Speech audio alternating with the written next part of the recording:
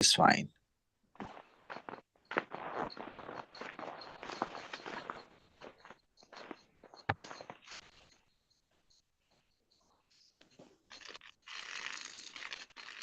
So, Mayawa, I would just like we start right away. We are not going to be waiting for anyone at all. So it's one of the principles you have to keep to time and attend your session at the exact time it's meant to commence. So we'll just, and I also know like we keeping our guests on the call waiting. Thank you, Barrister Somi. I know that it's been a very busy day for you and you have to take your time to join the session. So, Mayowa, you can go ahead and start the session, please. All right, fantastic. So yes, this evening we're having Barrister Somi Abiodun with us, who will be training us on communications and public speaking. Of course, you would agree with me that in fact one of the most important aspects of every man and one of the key things that should matter to us should be our communication, presentation, and public speaking skills. So definitely we have taught it right at this point in time to bring this seasoned experts to us this evening to lead us on how to make a good public speaker and communicator. So, I present to you this evening, ladies and gentlemen, Barrister Somi Abiodun, who is a qualified lawyer and a management consultant with 12 years of work experience. It gladdens me to inform you tonight that he started his legal career with the commercial law firm of Jackson, Etty and Hedu in Lagos, Nigeria in 2011, from where he was seconded to the South Africa office of Global Law Firm. That's the Fragomen Worldwide in 2013. To practice global immigration law and facilitate trainings on Nigerian law. He thereafter served as regional manager Ibadan for Moon, now known as Jumia Markets in 2014. And in January 2016, he founded Audrey Oluwatoni Associates, also known as the Audrey Law, a commercial law firm based in Ibadan.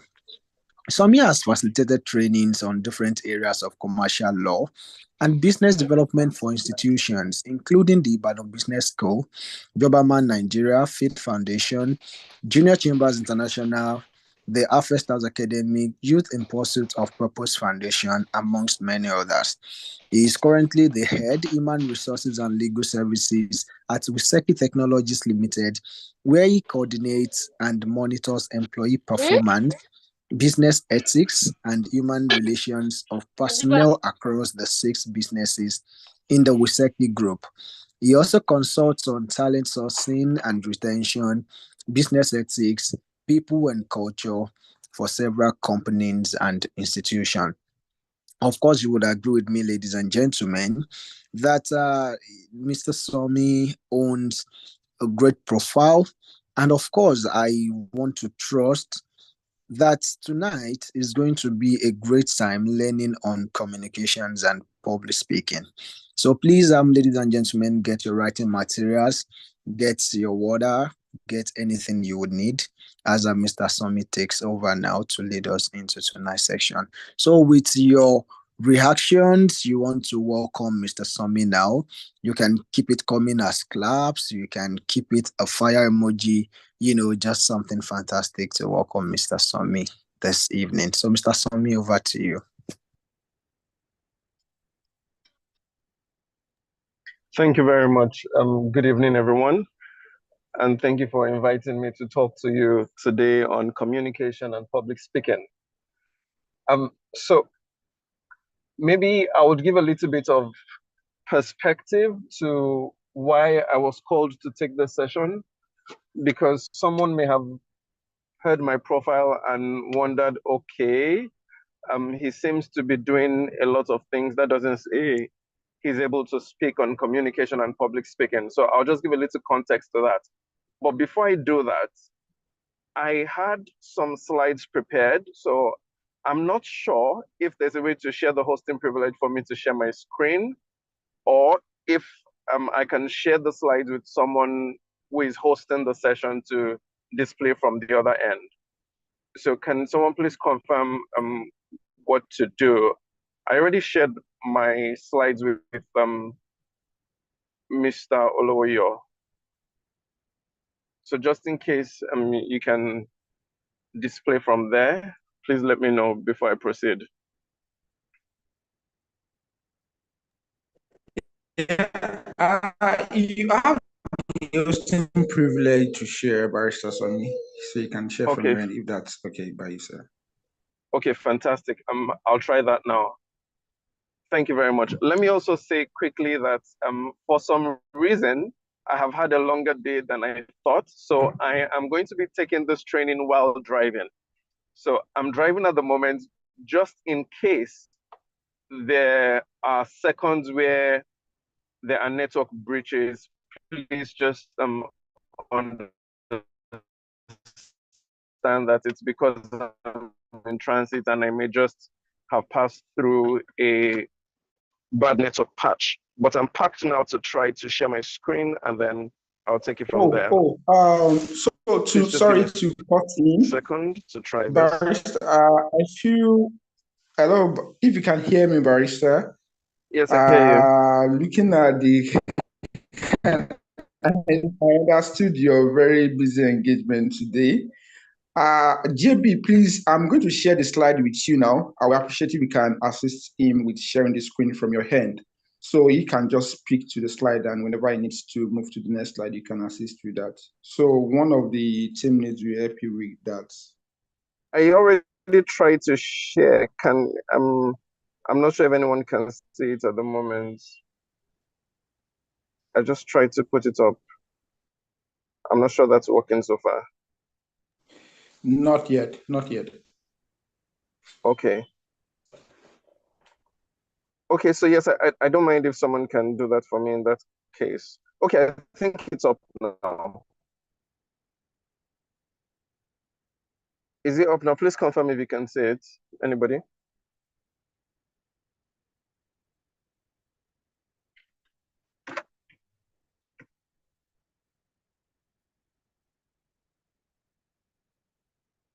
Okay, fantastic. That's a yes. All right.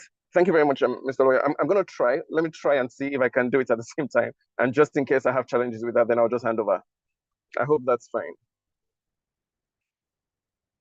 All right. Moving very quickly. I was going to give context for why I was called up to speak on this topic. So over the last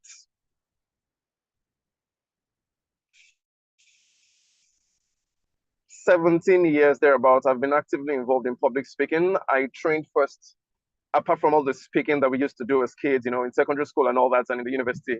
I trained for public speaking at an academy called the Talk Academy, which was put together by Mo Abudu, Moments with Mo and GTB in 2009. And that was my first major experience with public speaking. And since then, I have been involved in public speaking at different fora, learning it. And I'm saying this to you today to help you know that the things that I'm going to be sharing with you are not just head knowledge. These are things that I have learned over the years. They have also been proven to work. So please sit tight and pay attention so that we can both maximize the session this evening. Once again, I say a huge thank you to the organizers for inviting me to do this. So I'm going to start with communication. And the question I want to ask myself is, why is it relevant to have this session today? Why do we need to be talking about communication? Why do we need to be talking about public speaking? It's simply because poor communication has a huge potential to limit your own potential, either in business, in the organizations that you represent, in the pursuits that you have for yourself and the desires that you have to achieve for yourself in the course of your career. What you can see on the screen here, I say that poor communication and fear of public speaking cut down people's wages by 10% at the minimum. Now, this is based on research, and it simply means that when you are unable to communicate properly, when you are not good enough or effective in speaking in public, people have a tendency to reduce the kind of opportunities that they share with you. People have the tendency to not give you the kind of promotions, the kind of leverages that you would have gotten if you were able to communicate as effectively. People do not send you as representatives of the organization where there's a need for someone to show up somewhere. People do not give you the platforms, the fora, where you get to meet new people, meet different people, speak and get benefits that you could have gotten if you were that person that people could always put forward and say, hey, we are sure this person will not fall our hands. We are sure this person will speak well for us. We are sure this person will be an excellent ambassador for our organization, or to communicate what we need our audience to understand. So poor communication is very hazardous to your personal and professional growth. And it's important that you nip it in the bud as early as possible, develop yourself, learn the skills that you need to have, and be able to be as effective as possible on your journey. Another thing that is a basis, the last thing you can see there, is that many wars, many relational challenges, many conflicts that we see either in interpersonal relationships between one another, between countries, between organizations, between brands, many of these conflicts are simply results of poor communication, either miscommunication or ineffective communication. For example, someone says something, you interpret it as something else, so you get upset. Or someone has said something based on how they feel at a particular time. You have received it based on how you feel at that particular time. At the end of the day, there is a clash. So many conflicts are born out of simple miscommunication. And the reason this is so is because one general principle of communication is that you do not listen with your ears, you listen with your mind. As a human being, you listen with your mind. You interpret information with your mind. Someone comes to you or someone speaks in a place and says, all people from this tribe are this way. All people from this line of thought or all people from this religion act in this particular way. That is the person's perception. You will most likely receive it based on your years of experience, based on the things you have experienced in your life. So, for example, you're an Igbo person and someone says, all Igbos are violent. Automatically, your mind processes the kind of experiences you've had in the course of your life. Your mind processes the places where people have stereotyped you as violent. Your mind processes the things that you have experienced that were non-violent. And then based on that, your response is a result of the accumulation of your own experiences. So you have heard what the person has said, not only with your ears, but primarily with your mind. You interpret it based on what you know, based on what you've heard, based on what you've seen, based on what you've suffered, based on what you've enjoyed, based on what you have experienced generally. So it becomes important to communicate as clearly, as effectively as possible, knowing that it has a huge effect in how other people receive it, and you don't want to pass across a message or a signal or a line of thought or a perception that is not exactly what you are intending to communicate. Now, what makes communication good? What makes communication good? Great communication is the exchange of thoughts, knowledge, and information between two or more people. But that is the basic. That is just the definition of communication. Communication is not effective until it is delivered to the other person or to the other party in this context, not just delivered, because communication is never complete where it is just one party involved. Communication can only be effective where, in fact, communication can only exist when there are at least two parties. So even if you have said something, if the person has not yet received it, communication has not happened. Not only has the person received it, the person must understand it. So communication happens when ideas, thoughts, feelings, words are passed across from one person, delivered to the other person, received by the person that it is passed across to, and then understood by that person. There is something that Yorubas say. They say, Pele, Olako, Olabo. There is the masculine pele, there's the feminine pele. This simply means when someone says pele to you, you may either receive it as the literal interpretation, which is sorry. You could also receive that same pele, the same 4-letter word, as an insult. So someone says pele, another person says peleo. You receive it based on the way the person has said it. Now, has the person said the 4-letter words? Yes. What has the person intended to communicate? What have you received from the person's communication? What have you understood as what the person is passing across?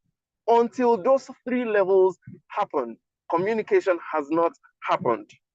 But not only should communication happen, communication must be complete. Communication, however, is not complete until there is feedback. Feedback is what completes communication. So you have passed across something, the other party or the other parties have received it, they have understood it, then they give you feedback. Feedback doesn't necessarily have to be verbal. It could be non-verbal cues. It could be their head nodding. It could be their facial expression. It could be their acknowledgement, either by email or by text or by words, depending on the context of the communication. But the essence that I'm trying to pass across is that communication is complete only when there is feedback. Now, moving forward, what are the fundamentals of communication? What are the things that one should see or that one should take note of when communicating? There are 7 C's, and I'm just going to mention them very quickly.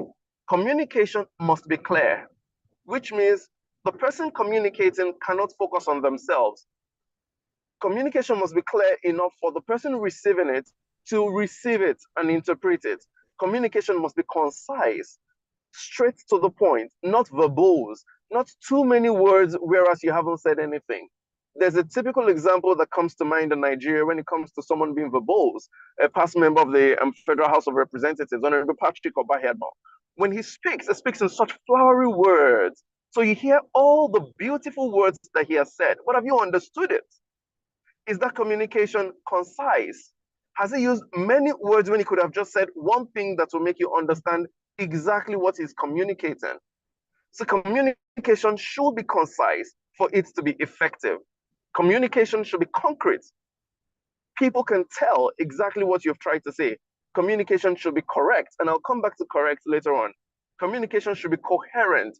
If you're speaking and I'm not hearing, either because you are slurring your words together, which is one typical trait for people in some parts of, based on how you have grown up, there are some words or some consonants or some vowel sounds that we have a tendency to pronounce in a certain way, or maybe just vocal fricatives, things that we do not learn to pronounce properly in the course of our upbringing.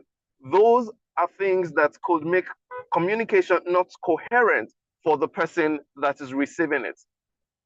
Communication also has to be complete, like we have identified, and then preferably communication should be cautious.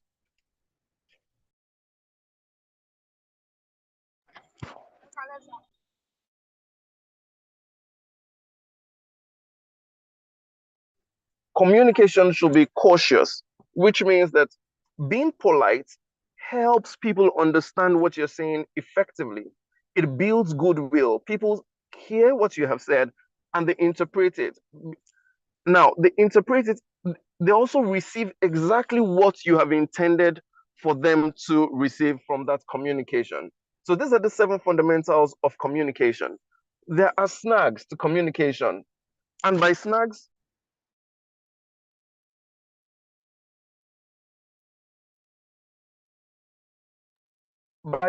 I mean things that could affect communication, things that could hamper how people receive what you are communicating. In some context, it is a language. Now, a critical example of this is if you were speaking in a place. Now, let me even say it this way. Many times when we are communicating, remember I said we listen with our mind, not with our ears. We listen with our mind. When someone says something to you and you interpret it based on your experiences, you're biased. What has most likely happened is that It's the equivalent of someone speaking a language you don't understand. So someone says something in English, you interpret it based on your upset. You interpret it based on your mood. You interpret it based on your anger at that point. Most times we listen with our mind. So it's the same thing as speaking a different language. It's the same thing as someone speaking to you in French. Meanwhile, the only language you understand is English or Yoruba. It's the same thing as someone speaking to you in Hausa or in Igbo or in Swahili, a language that you're not familiar with in any way. That is one of the snags to communication. So language has a way of being a barrier to communication in many contexts.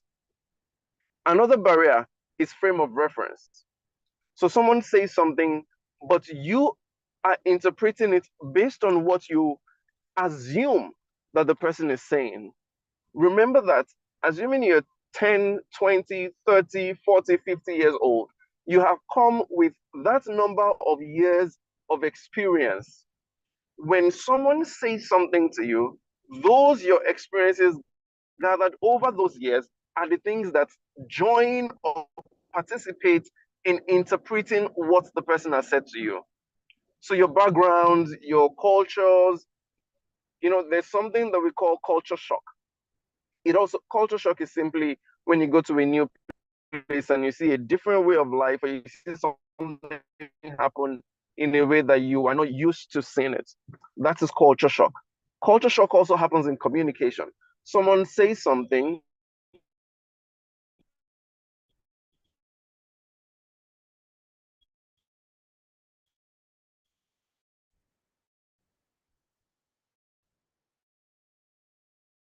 but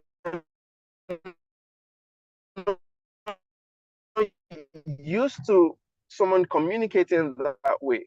Let, let, let me use a typical example. Let me use myself as a personal example. So I grew up things that to my mother talk. Sometimes I don't even interpret them. I pay the attention that someone that. So for example, she says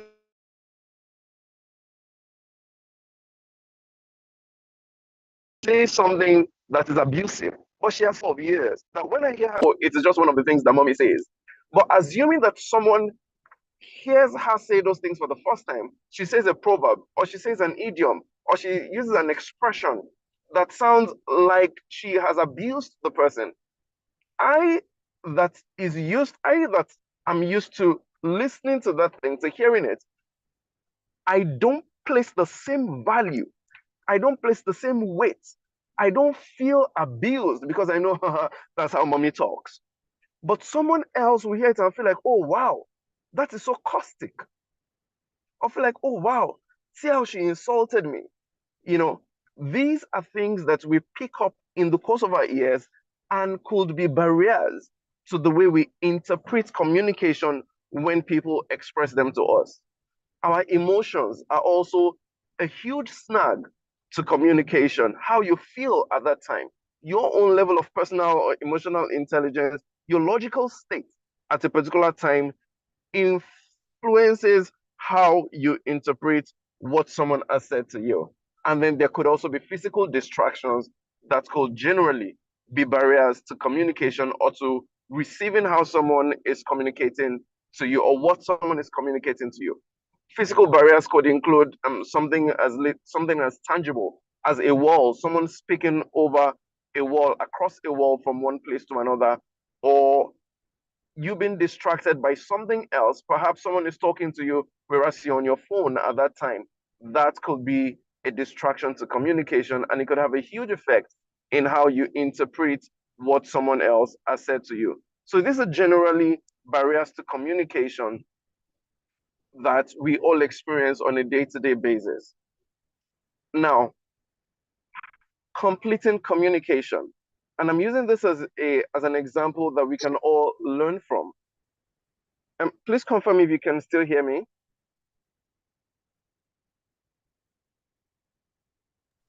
Yes, we can hear you very clearly. Okay, fantastic. Has there been any glitch, any break at any point? Of course, they are just manageable ones. Thank you very much. Now, completing communication, this is in the context of giving feedback. Now, when people are talking, there's a tendency for us, like we have said, to want to communicate based on how we feel per time. There is a higher level, which is doing things right, doing things, communicating with emotional intelligence. And this simply means communicating in a way that does not make the person receiving the communication feel attacked, especially because more often than not, the intention of the person communicating is not to attack the other party.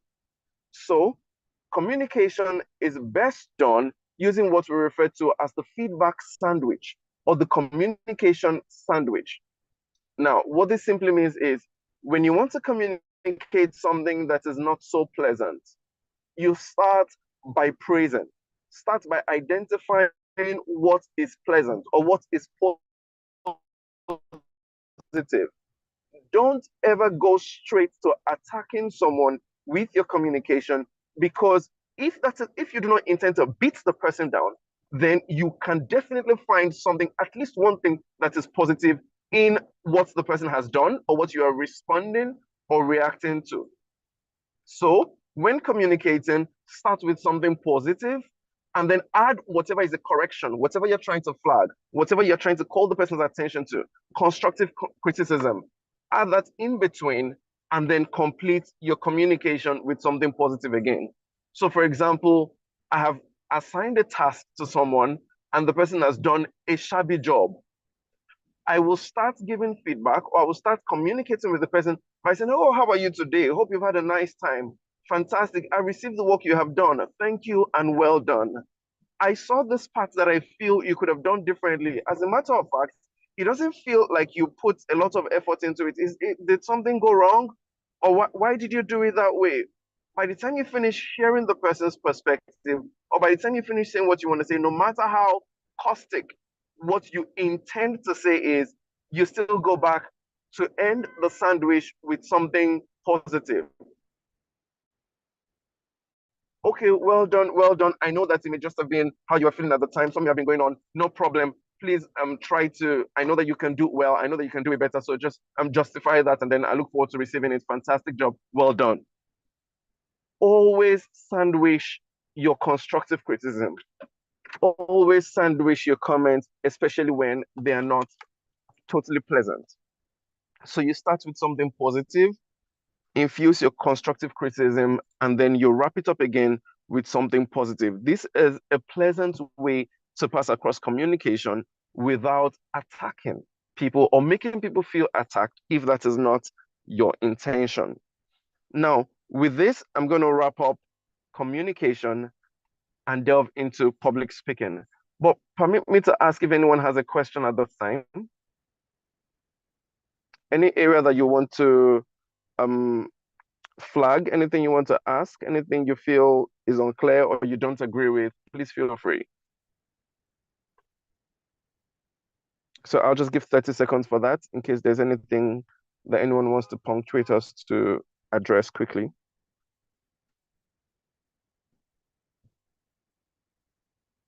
Okay, if there's none, I'll just proceed. So let's talk about public speaking. Let's talk about public speaking.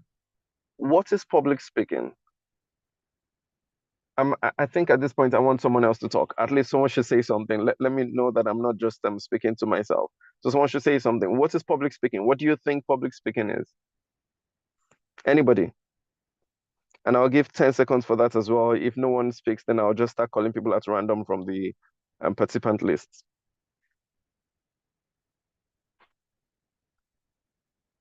So does anyone want to go? What do you think public speaking is? Of course, my definition is on the screen, but let me hear from anyone.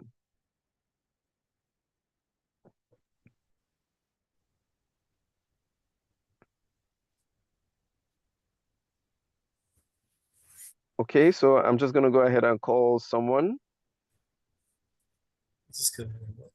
I think Uche Matthew just dropped something in the chat. He defined public speaking as an address to a large audience. Fantastic, fantastic. An address to a large audience. Fantastic. Yes, that is one way to define public speaking. Anyone else? The art of relating your ideas to the audience. Fantastic. Oluwafemi Abioye, I see that as well. Thank you. These are correct definitions of public speaking. But remember, public speaking, public speaking. Public speaking simply could mean the art of speaking in public, which means public speaking, there is the context of public speaking, which is speaking to a large audience. But public speaking doesn't need to be received by a large audience. Your audience in public speaking could even be an audience of one. Fantastic. Eloho Echero, I see that as well. Simply speaking, communicating to a live audience. Nice. A live audience could be an audience of one, could be an audience of two, an audience of 10, an audience of 100, an audience of 1,000, an audience of 10,000, an audience of 1,000,000 in some context. If you're speaking perhaps through a media platform, maybe on radio. Speaking on radio could also be an example of public speaking. Speaking on television could be an example of public speaking. Speaking in a conversation could also be part of public speaking. And some of the tips and tricks and principles of public speaking cut across whether you're speaking to one person or to 1,000 people. But public speaking simply means the art of speaking in public to an audience, irrespective of the number of people that constitute that audience. Adamu Mohammed says the art of communicating information to an audience. Fantastic. Thank you for that as well. Now, what I'm going to try to do with this session is to identify and share with you some tips, some codes that could help, some quick tips that could help you in the course of public speaking. Now, whether you're speaking to one person, like I said, or to a large number of people, there are some tips that are general principles that could be very helpful.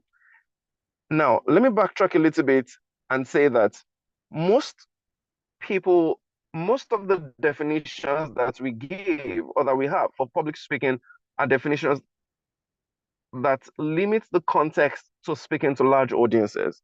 And in that context, public speaking could be a form of communication that includes a presenter and an audience, someone passing across the communication and then an audience receiving the communication. Also remember that we said in any form of communication, the completeness of the communication is when feedback is received, which is why more often than not, when you see people communicating with an audience, they tend to look at people's faces to try to get reactions, try to see what are people receiving from what I'm saying.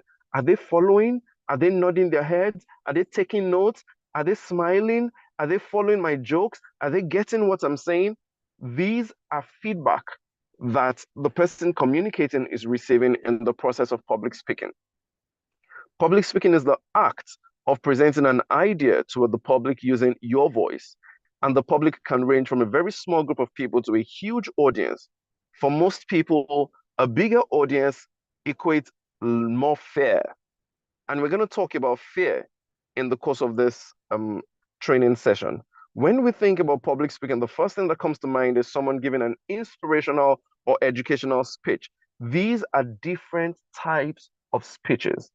These are different contexts in which public speaking is done, but there are other contexts. And I'll give you an example. Someone proposing a toast at an event, at a dinner ceremony, or at a wedding, someone proposing a toast is doing public speaking. That is not an inspirational speech, most likely not an educative speech.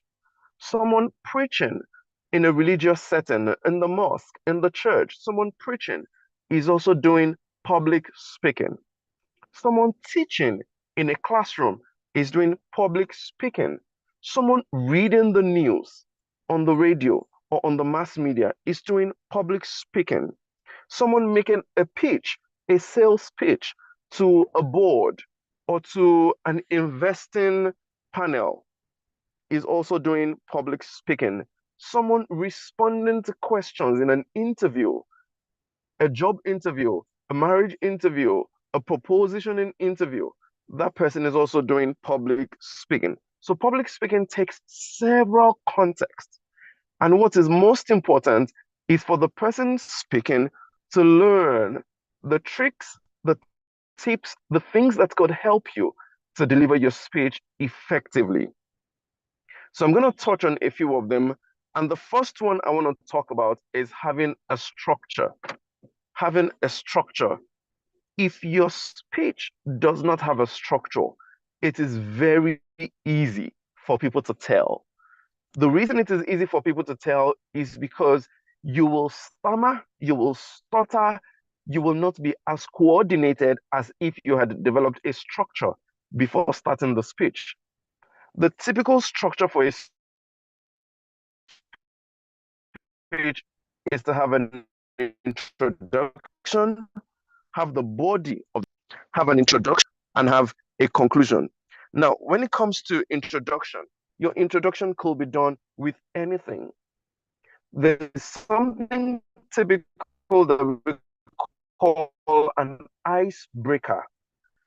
An icebreaker is a fantastic trick and tip that you could use in an icebreaker is some, it could be called an attention grabber. And there are different things that you can use. There are different examples that you could use as your icebreaker. For some people, they use facts. For some people, they use figures. For some people, they use jokes. For some people, it is something loud. For some people, it is a bang. For some people, it is an activity. For some people, it is a ceremonial act. I have seen speeches where the person speaking started the speech by lying down on the floor. That is a dramatic act, but it's also an icebreaker. You know why? Everyone in that audience automatically wants to know what is going on. Everyone automatically has their attention focused on the person that is on the stage, standing in front of them, lying on the floor. Why is it doing that? What is it trying to do? What is it trying to achieve? What is it trying to pass across? That is an attention grabber. I don't encourage that we use something so dramatic in very formal settings. However, there are other things that you could use. It could be other ways of grabbing the attention of the audience. You could say something smart. You could say something witty. The use of humor, we'll still get to that in the course of this training session as well. But attention grabbers are things that you could use. Let me give you an example. Someone is trying to talk about a medical condition. Let's say someone is trying to talk about malaria or HIV. And let's say one person is going to try to, as his icebreaker, use facts. Let me just give a random example. So this is not checked anyway. I'm concocting this fact. So let's say 10,000 people die every year from malaria. Now that is a fact. Someone starting his speech with that fact will definitely catch the attention of the audience. Good day, everyone. Do you know that 10,000 people across Africa die from malaria every year? Now that is an icebreaker, catches the attention of the audience. But there is another way to use it. Your icebreaker could also be emotional, and we would also still get back to that in the course of this session.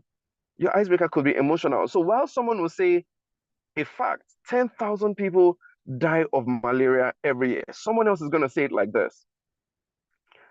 Good day, everyone. I am about to deliver to you a 10-minute speech. I'm starting now.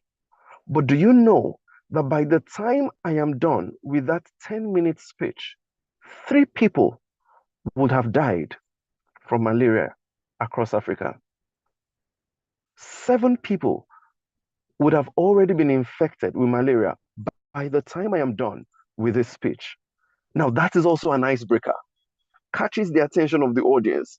It is more real to the audience. It's different from the figure, 10,000 people. Some of us have gotten so used to figures that they do not have the weight that we intend for them to have anymore. They do not even have the weight that they actually mean anymore. But by the time you use that kind of analogy, that kind of example that is so close to home, wow. So right now, as I'm listening, someone is dying. Wow. That is the feeling. That is an icebreaker. So icebreakers could be different things. My intention for this training session previously was to show us a video that could help us in understanding what a beautiful speech is. However, I'm unable to do that since I'm currently in transit and I'm presenting from my phone, not with my system that I had planned to use. But there are speeches that I could refer you to that could give you context for what a perfect or a beautiful or a complete speech using several elements could be. So I said having a structure is key. Your introduction, you could use an icebreaker for your introduction. You could use facts and figures. You could use details. You could use emotions. You could use attention grabbers for your introduction, and then have a body. Your body simply means the main point that you want to address. 3 points if you have a few minutes for your speech. 4 points if you have more than a few minutes for your speech. If you have more than maybe about 10 minutes, you would have 4 or more points. If you're delivering a speech for 1 hour, then you should have several points or a few points with quality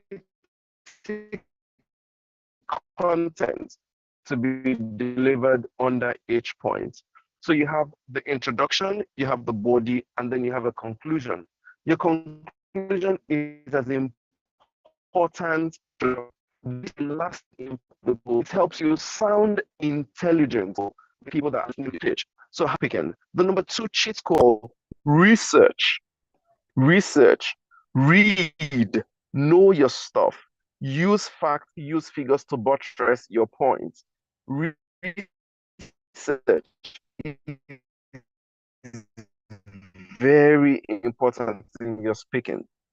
This is important is because public speaking is something that I refer to of an audience. To speak to them is a lot of trust that the audience has in you. It's a lot of trust that the people or the person or whoever has given you that opportunity to speak has in you. You do not want to betray that trust. So once you get that opportunity to talk to an audience, to talk to someone, to talk to people, you need to justify that trust. So read, know what you are saying, be deliberate, research, be diligent enough to develop the content that you're going to be delivering. Don't just say things that come to your mind, say things that you have put in the effort to research to find, such that your credibility is not at stake as a speaker. The quote that I put there says, please don't lie to me unless you are absolutely sure I will never find out the truth.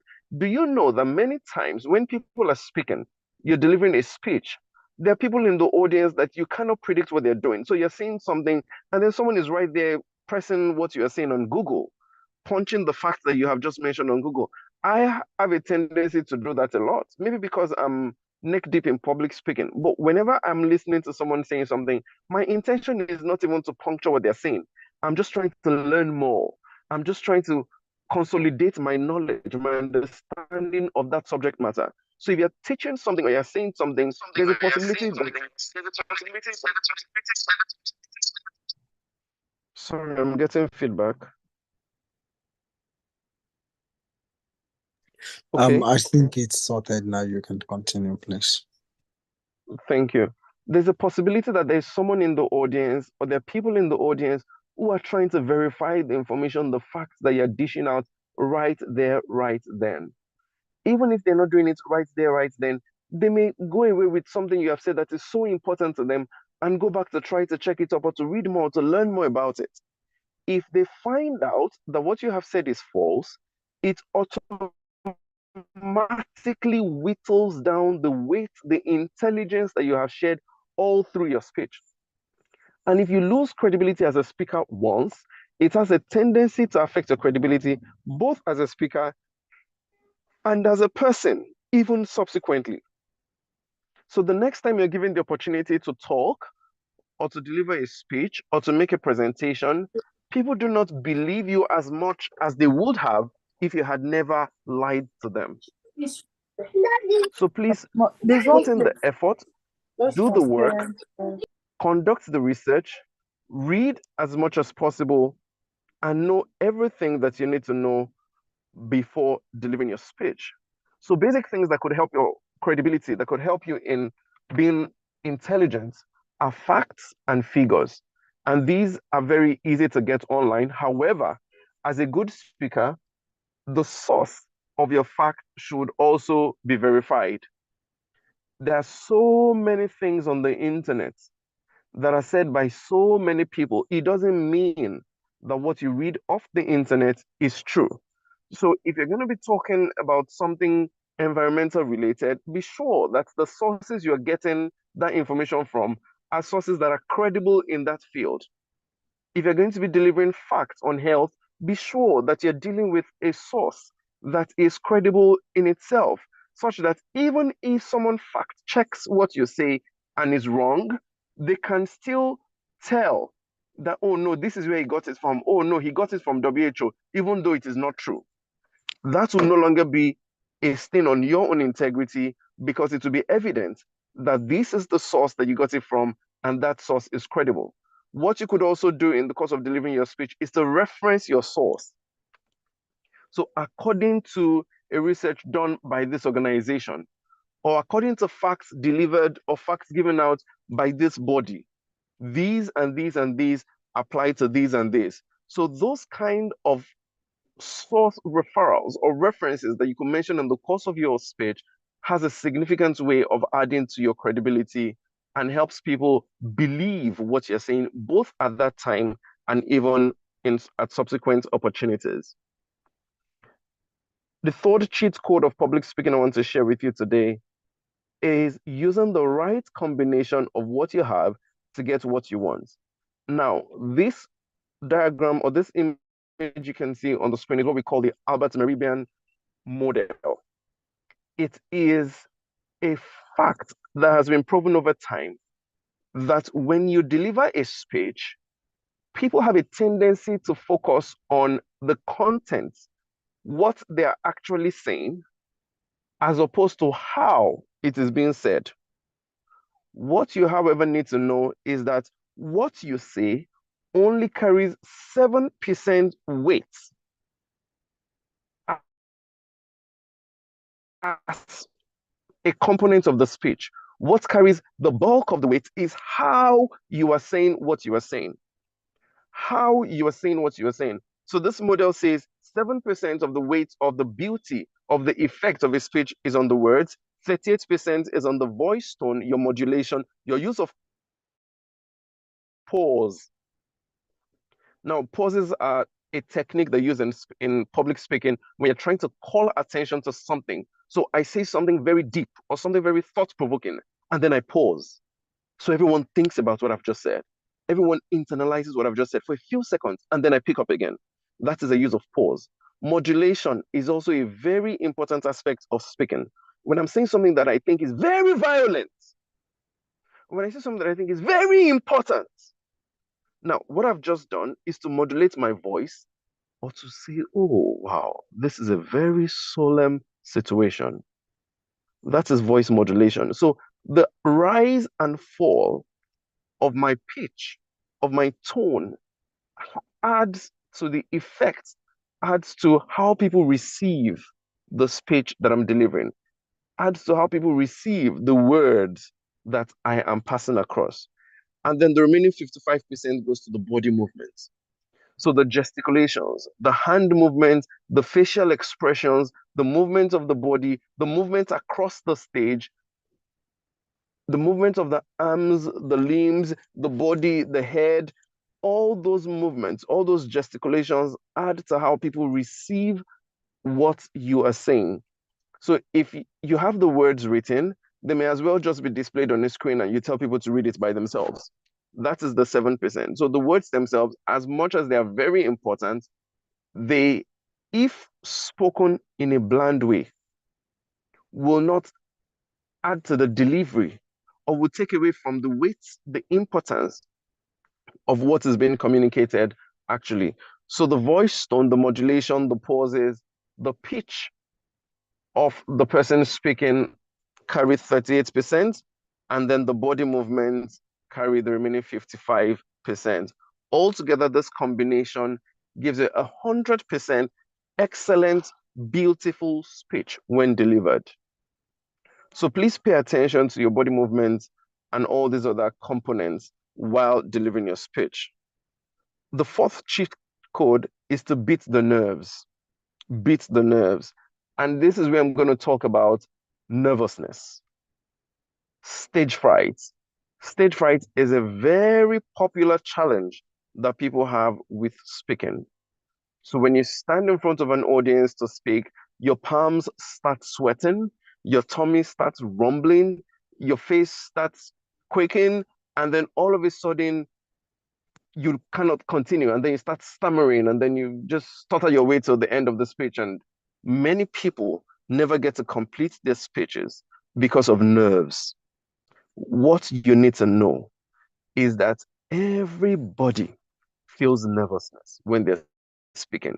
Even the best, the biggest of public speakers still feel nervous. It only depends on who they are speaking to. I have seen a video before of Barack Obama, President Barack Obama, who is one of the most prominent public speakers of this age, speaking in Iraq. And oh, I tell you, he was nervous. When you're speaking to an audience that you know is hostile, you have a tendency to be more nervous than if you're speaking to an audience that you're very familiar with. Which explains why even people that can never stand in front of, or people that believe they can never stand in front of an audience to speak, still have conversations with their friends every day, still have conversations with their family members every day, and they're not nervous when having those conversations. It's because they feel at home, they feel relaxed, they don't feel like they don't know that audience, they don't feel like that audience is hostile to them. But the easiest way to beat nervousness is to not stop. So there are only two things to remember when you're standing in front of an audience and you're nervous. Number one, don't stop. Number two, keep going. Don't stop, keep going. Now, let me tell you what the biggest cheat code is when you're dealing with nervousness. All the nerves that you feel, that sweaty palms, itchy fingers, tummy rumbling, and it feels like you need to use the loo right then, all those things that you feel, they only last a maximum of 30 seconds. All those things only last a maximum of 30 seconds, but you don't know it. You don't know it. So what happens is you are so conscious of the nerves that you do not go beyond the stage where you would have beaten the nerves and they would have stopped by themselves. So I'm going to tell you to try it. If you feel nervous at any point, just ignore it. Ignore the nervousness. Ignore the tummy rumbling. Just keep talking. Just keep going. Just keep going. Just keep going. The more you keep talking, the more you won't stop. Don't stop. Just keep going. Just keep talking. Face it. You're feeling all the nerves. Just don't stop. Just don't stop. Just don't stop.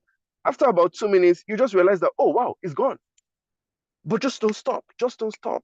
If you don't stop, you won't stop. That's what I say to people all the time. If you don't stop, you won't stop. If you don't stop, you won't stop. Just continue talking.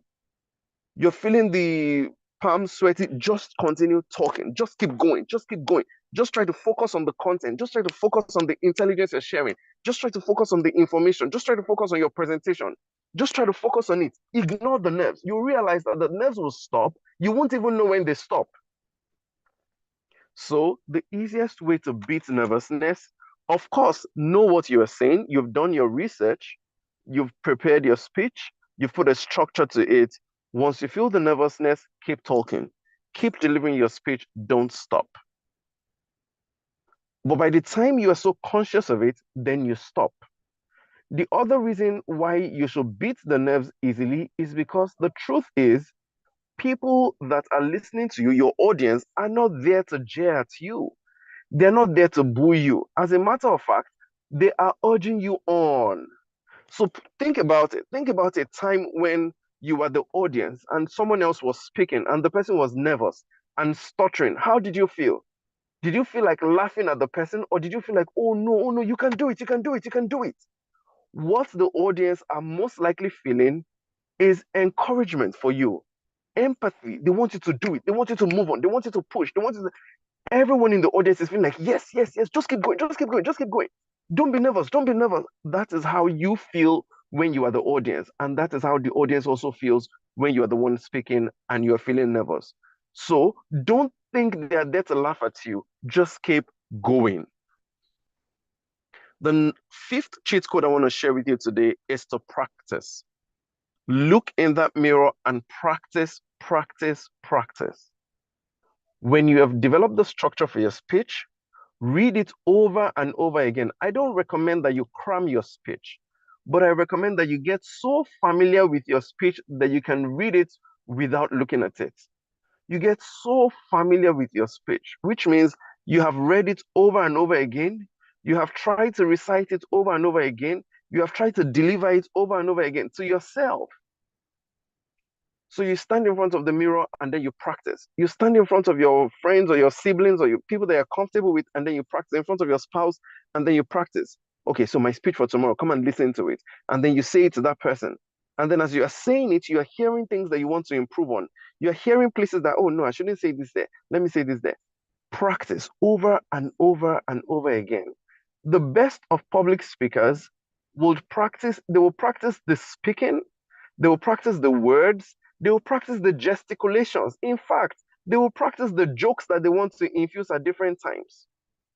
They practice the examples that they want to tell, how they want to tell those examples, when they want to use those examples, how they want to say it.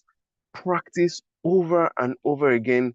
It's a very important part of your speech, and it goes a long way in helping you become so familiar with it that you are able to beat the nerves, that you're able to deliver it effectively. So practice, practice, practice. The sixth cheat code is using the right word tools. Now, there are three general principles when it comes to knowledge sharing. Three general principles, or let me say techniques, that you can use in knowledge sharing. And these three things add to the credibility or to the beauty of the speech. Number one, logos. Number two, ethos. Number three, pathos. Logos simply means logic. When you're trying to pass across information, you want to appeal to people's intelligence. So you're using logic. You are saying things that make sense to people. You're saying things that people hear and it just adds up in their mind. Logic. A is equal to B. B is equal to C. That means A is equal to C. That is logic. You say something and then it resonates with people. It makes sense to people. That is logos. So that is one way you can earn the credibility of and the trust of the audience and build your own credibility when you're speaking. So you can use logos, which is logic. You are saying things, you're communicating with sense, things that are common sense or things that are based on research, things that people can learn and believe and feel like they have gathered knowledge and information for themselves. That is logos. Number two is ethos. Ethos simply refers to the integrity of the person speaking. So, for example, someone is speaking on a subject matter. Okay, so let me use myself as an example again. By the time I was going to start this training today, I first of all referenced how I learned public speaking and the fact that I have done this for about 15 years actively, in addition to the other years when I was doing it prematurely. Now, I have already built some credibility in the course of this training. So when you're listening to me, you feel like, oh no, this person most likely knows what he's saying. It's the same thing as when someone is speaking to you on a subject matter and you know that this person is speaking in their field. So you're trying to, or you're sitting for a training, and then the person talking to you about health and safety is someone that works at the fire service department, or someone talking to you about your rights as an individual is someone that is a seasoned lawyer, and you know that this person is a lawyer, or someone talking to you to take care of your health, and you know that this person is a reputed medical practitioner. The integrity of that person is affecting how you receive the information being passed across. So when you're speaking as a public speaker as well, you want to speak to your strengths, speak to things that people know you to be good at. It helps them receive what you're saying better, and it adds a lot of credibility to your speech. It adds a lot of believability to your speech as well. The third technique or the third principle is pathos. Pathos is appeal to emotions. For example, you are saying something, you're delivering a speech, and you're talking about something that people can remember, or you're talking about something that people have experienced generally, or you're using an analogy that is emotional, an analogy that appeals to people's emotions. Remember that emotions are not only pity or sober emotions. Emotions could also be anger. Emotions could also be pride. Emotions could also be happiness. Anything that is emotional or anything that exudes emotions could be something that you can appeal to. So, for example, you go to a place to deliver a speech, or you're listening to someone, someone's about to talk to you somewhere, and the person starts by saying, greatest Nigerian this, or greatest African this. The person is using a context that you are familiar with, appealing to your pride. Already that makes you feel like, oh, this is one of us. Oh, this is one, I mean, this is someone I can relate with. This is someone that their context resonates with my context and it makes sense to me. That is an appeal to emotions. It could also be somber emotions that prick at the minds of the people listening. And let me use an example. If I want to talk about wealth, for example, I could talk about money and say $1 billion. So I'm using $1 billion in the course of my speech to refer to how wealthy a particular person is.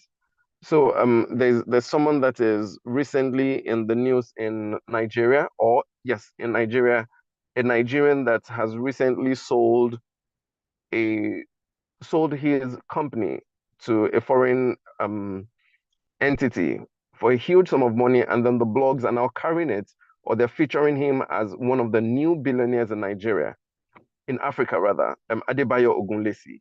So someone is going to talk about Adebayo Ogunlesi's wealth and say, oh, that man has $2 billion. So when you hear $2 billion, automatically you think about it as a lot of money. But I could also say $2 billion in a way that appeals to your emotions. So let me use an example that I think it was one of the past heads of state of Nigeria that talked about it. No, the child of one of the past heads of state of Nigeria that talked about it when he talked about his wealth or the wealth of his father. And he said that if they line his money, if you start stacking up his money on the expressway from here to another state, or from one state to another state, stacking his money in cash, one, let's say one bundle after one bundle. They stack it all the way on the expressway for the next 120 kilometers. By the time they are done stacking that money all that way, you will still not have counted, or you will still not have stacked 1/10 of that person's wealth. Now that is graphic. So you think about it, automatically you're thinking about, okay, the Lagos-Ibadan Expressway, you're thinking about the trip from Nigeria to Abidjan, and you're thinking, okay, so if they line up this person's money all the way across the Atlantic. By the time they have exhausted the Atlantic, they will still not have exhausted his money. Wow, that must be a lot of money. Or the person that said, no matter how poor he becomes, even if they seize all the money that his father embezzled in Nigeria, he will still never be as poor as the person that is currently reputed as the richest man in Nigeria. Now, that is again graphic. So you think about it, you paint pictures in your mind and you realize, oh, wow, this must be a lot. That is appeal to emotions, milking the emotions of the audience. So using the right word tools is another cheat code in public speaking that helps to drill down the message being passed across. Now, these are the 6 primary tools that I want to share with us today. And then there are a few more tools that I'll just gloss through as I wrap up this training session. Other very important tips. Number 1, know your audience. So I typically advise that if you're going to speak in a particular place, do your research in advance. Ask questions. Ask about them. What is their age demography? What is their cultural demography? How old are these people? What class are they?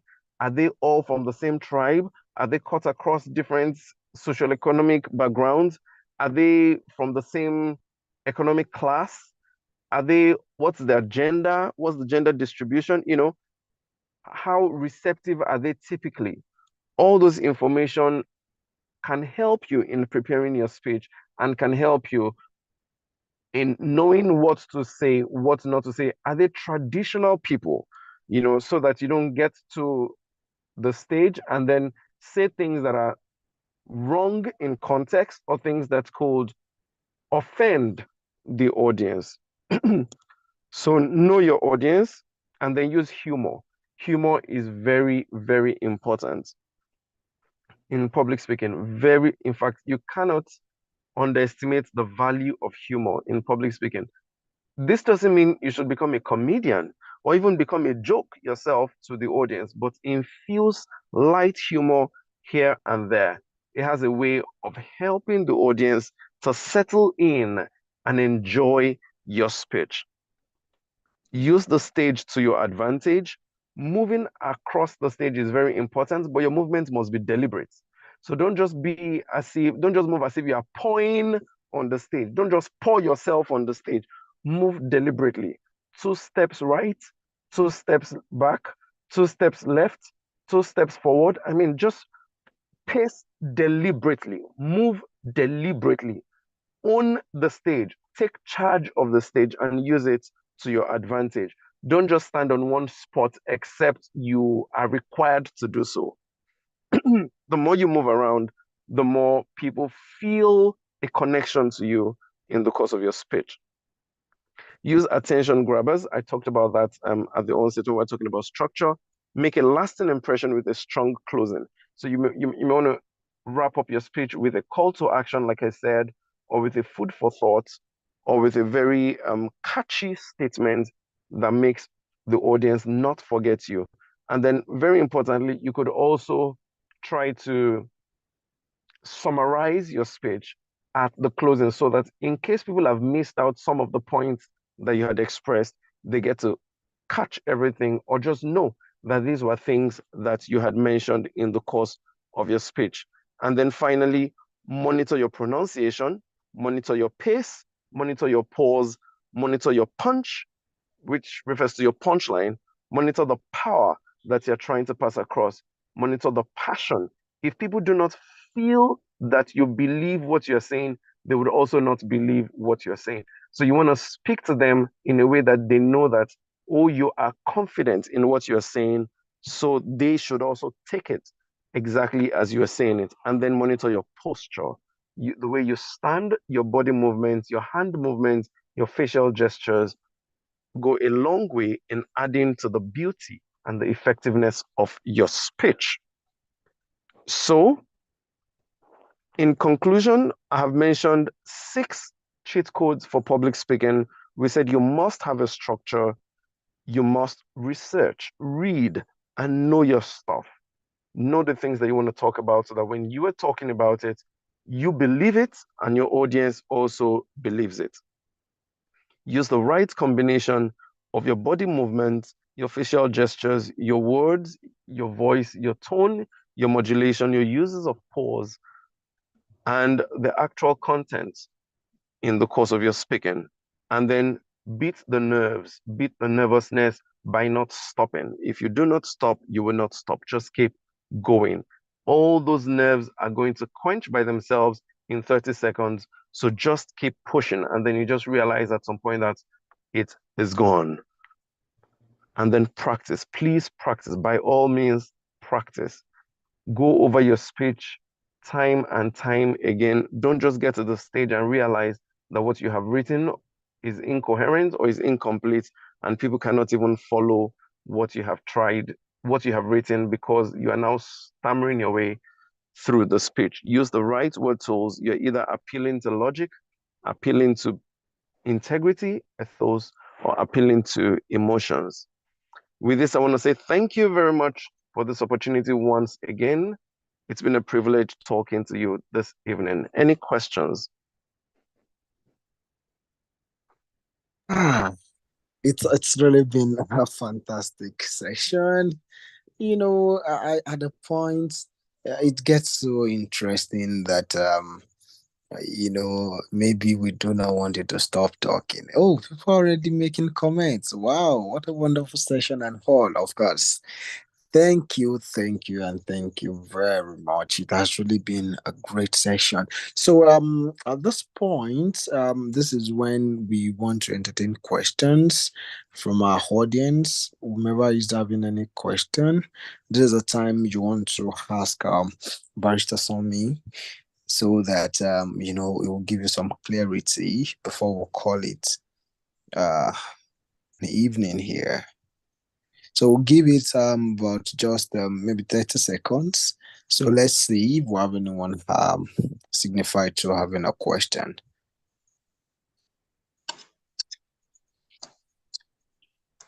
Oh, okay, great. Adamu asked, okay, yes, Adamu has a question. And he says, what is the best way to fight stage fright? Yes. Barrister Somi, are you there? Yes, I'm here. Thank you. Thank you for the All right. question, Adamu. So just like I had highlighted earlier, the best way to fight stage fright is to know that, firstly, the audience are cheering you on. The audience are not there to make fun of you. The audience also wants you to do well. So just keep going. That's the best way to fight stage fright. Do not stop. The truth is, many times when we are feeling the stage fright, it is either because we are unsure of what we are saying, or we, by personality, are shy or timid people, or we are just not familiar with the audience. And what I try to let you understand is that everyone feels stage fright, and it is actually normal. Stage fright is normal. Any speaker standing in front of an audience that they are not totally familiar with will feel stage fright. So don't feel as if you are failing when you are experiencing stage fright. You are not failing. Just keep talking, especially if you have prepared properly, which means your content is good and you know your stuff. Once you start speaking and you're feeling the stage fright, just keep speaking. Just keep speaking. The other trick that people use is to focus on one or two people instead of looking across the entire audience, because not everyone may have a friendly disposition towards you. And you do not want anyone to look at you in a way that makes you feel like they are disgusted at what you're saying. So many times, or sometimes, what one thing you can do is you can have one person or two people, either someone you're comfortable with in the audience, or someone whose facial expression seems to be welcoming, and just focus on that person. Just keep talking to that one person who seems to be urging you on, as opposed to feeling or trying to make it look as if you're looking at everyone, and then based on that, people's expressions are aggravating the stage frights that you're experiencing. I hope I've helped.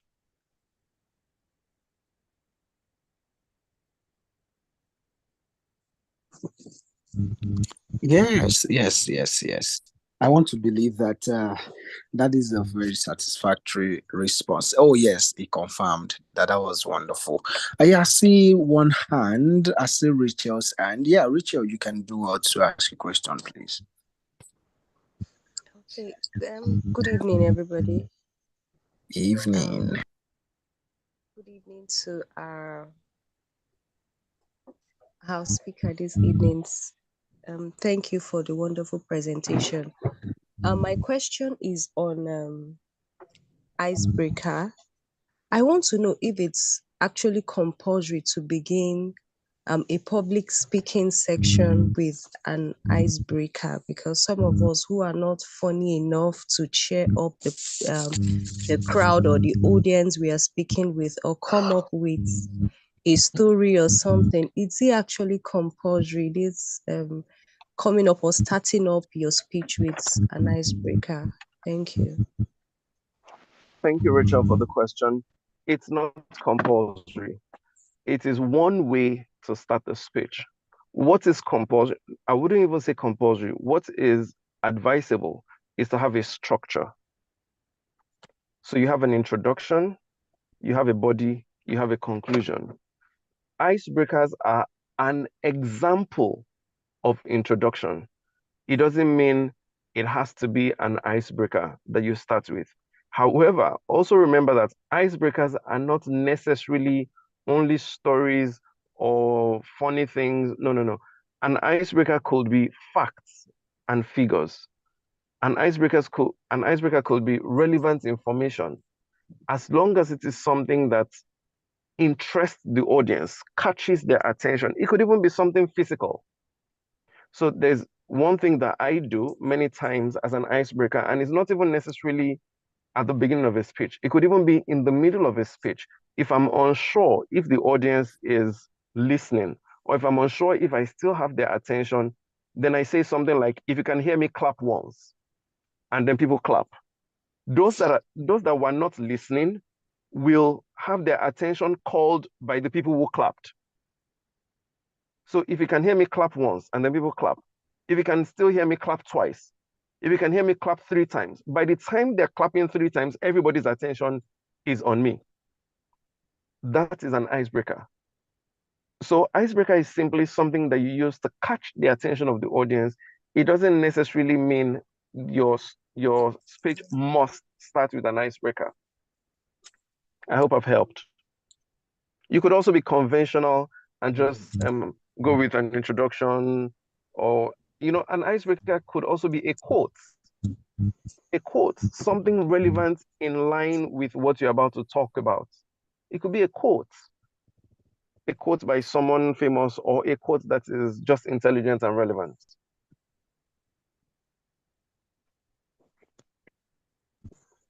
Thank All you. right. That's Thank you, too. beautiful. So we seem to have some more questions in the chat.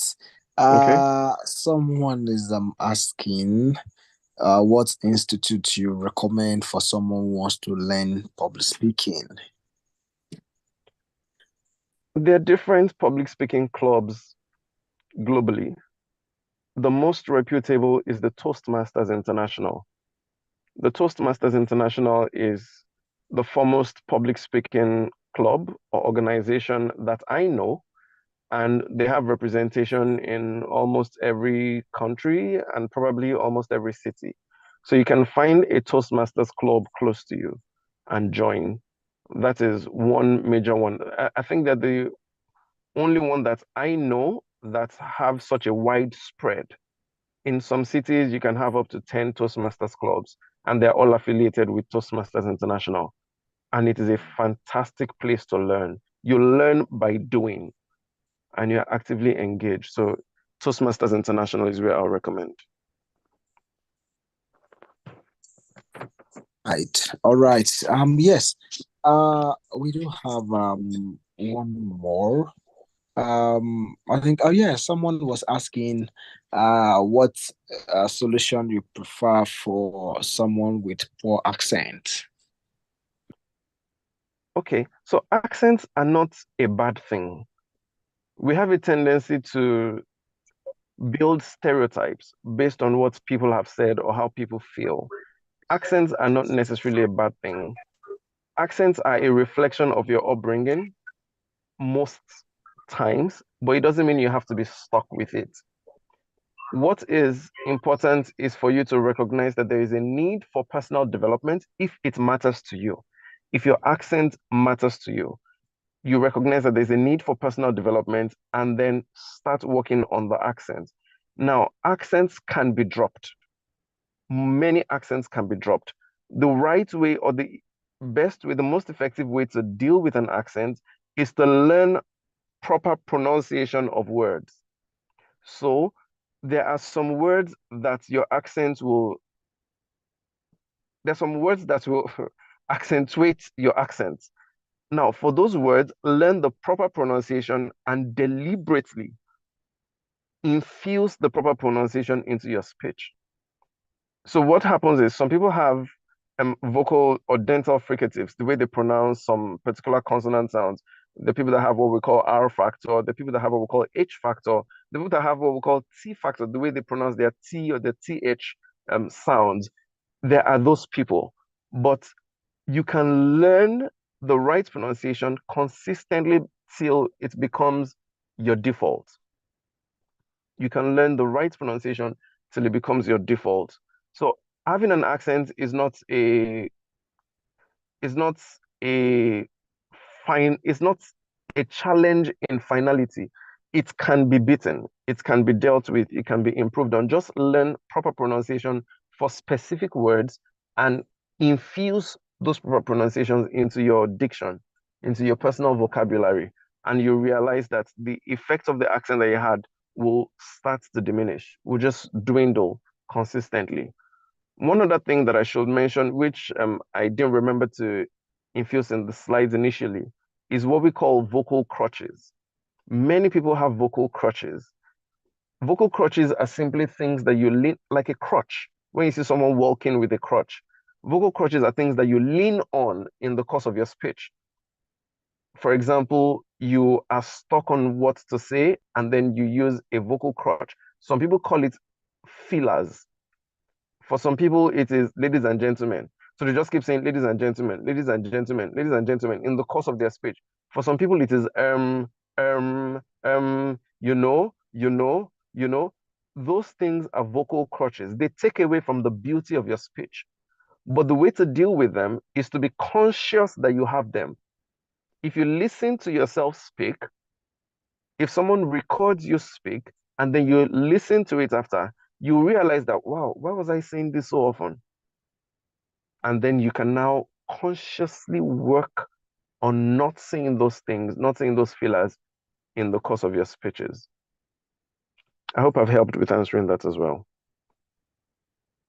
Oh, yes, that's a beautiful one. And of course, this is when we want to call it a night, you know. Further questions would be directed to Barrister Somi via his LinkedIn. You can already see his profile dropped in the chat. So as much as we can, let's do well to connect with him, and you know, further questions can be directed to him so that he can be of help to us. So you can feel free to connect with him using the link in the chat. So at this point, I want to call on Barrister Jojo to close this meeting tonight. So Barrister Jojo, over to you. Okay. First of all, Mr. Sanmei, I want to say thank you on behalf of EDEV for taking your time to share your knowledge with us. I can tell you that at some points I was sent into a visual place where I literally was seeing you deliver this lecture because it resonated well. And then It was clear, it was simple. The language was not one that you need to use the Oxford's Advanced Learners Dictionary to understand. And then all the slides were well packed in a manner that even a beginner can read it and understand and know what public speaking is about. And some of the points you made really made me remember my first appearance back then in the university for my first interchambers debate and then my first court appearance as well. Like I can remember how I was so scared, and then at the end of it, first appearance became so epic, but then it got better.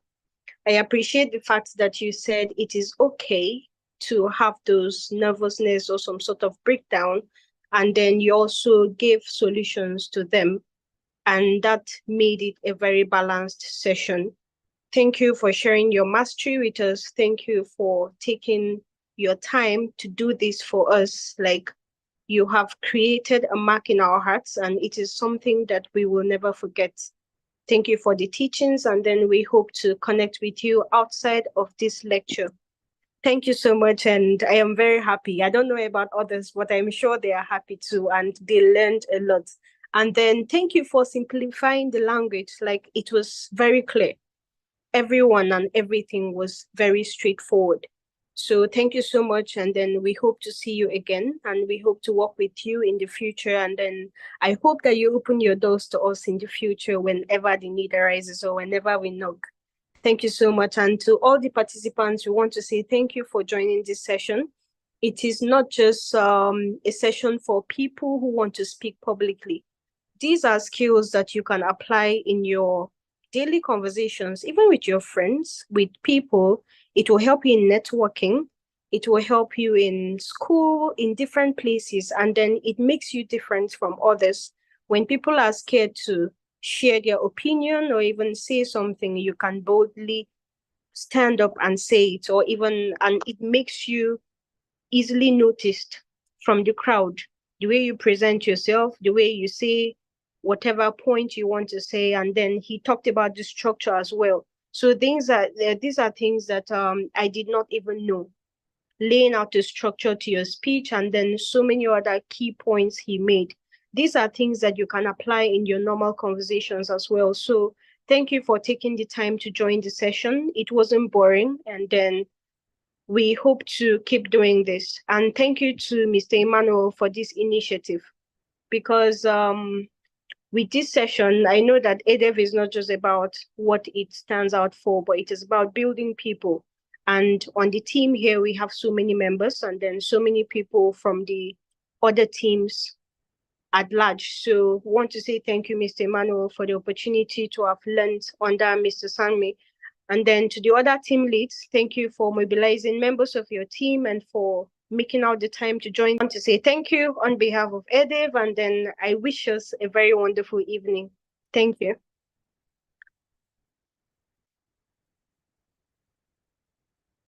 Yes, yes. And that's it. That's a fantastic delivery. And at this point, it's only one thing that I'll say. And yes, practice, practice, practice. The beauty of all we've learned lies in the application. When you don't get to apply the learning, of course, you're not better off to someone who has not learned at all. So as we go on this evening, I want us to start tomorrow practicing all those things that we've learned, putting it into action. And of course, we're going to make better people as we go on with our lives. So good night, everyone. And yes, we'll be in touch in our various groups. And when next we're doing this, you'll get to know. Enjoy the rest of your evening, everyone. Good night.